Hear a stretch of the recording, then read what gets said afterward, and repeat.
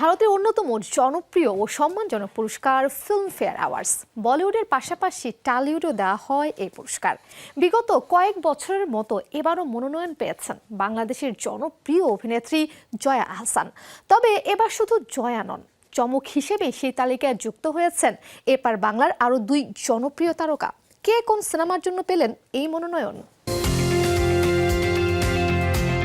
ভারতের শিল্পী, নির্মাতা ও কলাকুশলীদের জন্য মর্যাদাপূর্ণ পুরস্কার ফিল্মফেয়ার। দীর্ঘ 7 দশক ধরে বলিউডে প্রতি বছর এটি অনুষ্ঠিত হচ্ছে।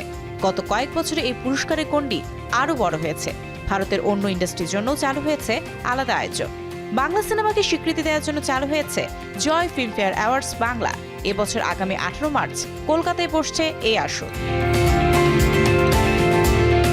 এই আয়োজনে 2024 সালে পশ্চিমবঙ্গে মুক্তি পাওয়া সিনেমাগুলোর মধ্য থেকে বেছে নেওয়া হবে সেরাদের। কলকাতা ফিল্ম ইন্ডাস্ট্রি টলিউডে কাজ করেন বাংলাদেশি শিল্পীরাও। সেই সূত্রে জয় ফিল্মফেয়ার অ্যাওয়ার্ডস বাংলার মনোনয়নে জায়গা করে নিয়েছেন তারাও। 10 মার্চ প্রকাশিত মনোনয়ন তালিকায় স্থান পেয়েছেন জয়া আহসান, মোশাররফ করিম ও চঞ্চল চৌধুরী। যে গল্পটা যেভাবে বলতে চাই সেভাবেই বলবো। প্রখ্যাত নির্মাতা মৃণাল সেনের বায়োপিক পদাতিক দিয়ে টলিউডে যাত্রা শুরু হয় চঞ্চল চৌধুরী। সৃজিত মুখার্জি পরিচালিত এই সিনেমায় কেন্দ্রীয় চরিত্রে অভিনয় সুবাদে জয় ফিল্মফেয়ার অ্যাওয়ার্ডস বাংলায় এবারের আসরে সেরা অভিনেতা হিসেবে মনোনয়ন পেয়েছেন চঞ্চল। তবে মূল বিভাগে জায়গা হয়নি তার। তিনি মনোনয়ন পেয়েছেন সমালোচক বিভাগে। উপর মহলে আমার অনেক কানেকশন আছে। কার মানে তোর কানেকশন? এদিকে একই বিভাগে মনোনয়ন পেয়েছেন মোশাররফ করিম। ব্রাত্য বাসু পরিচালিত হুব্বায় অভিনয়ের জন্য মনোনয়ন পেয়েছেন তিনি। এই সিনেমায় তাকে হুব্বা শামুন নামের এক গ্যাংস্টারের ভূমিকায় দেখা গেছে। এই বিভাগে মোশাররফ, চঞ্চল ছাড়াও রয়েছেন আবির চট্টোপাধ্যায়, অঞ্জন দত্ত, চন্দন সেন ও পরাণ বন্দ্যোপাধ্যায়। ফিল্মফেয়ারের মঞ্চে জয়া আহসানের উপস্থিতি নতুন নয়। অনেক বছর ধরে টলিউডে নিয়মিত কাজ করছেন তিনি। ফলে প্রায় প্রতি বছর মনোনয়ন তালিকায় থাকে তার নাম।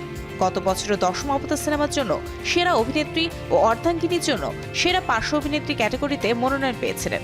অর্ধাঙ্গিনীর জন্য পুরস্কারও ঘরে তুলেছিলেন। এই পর্যন্ত ফিল্মফেয়ারে 4 বার পুরস্কৃত হয়েছেন জয়া। এবার তার সামনে 5ম অ্যাওয়ার্ড ঘরে তোলার সুযোগ।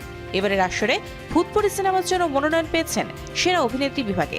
তার সঙ্গে আরও আছেন অপরাজিতা আট্ট, কৌশানী মুখার্জি, ঐন্দ্রিলা সেন, ঋতুপর্ণা সেনগুপ্ত ও শুভশ্রী গাঙ্গুলি। যদিও গত বছরের তুলনায় এবারের তালিকায় বাংলাদেশি শিল্পীর সংখ্যা কমেছে। 2024 সালে এই পুরস্কারের জন্য মনোনয়ন পেয়েছিলেন এদেশের 5 শিল্পী। দেখা যাক শেষ পর্যন্ত কে হাসে বিজয়ের হাসি। Mario Sen, showbiz tonight.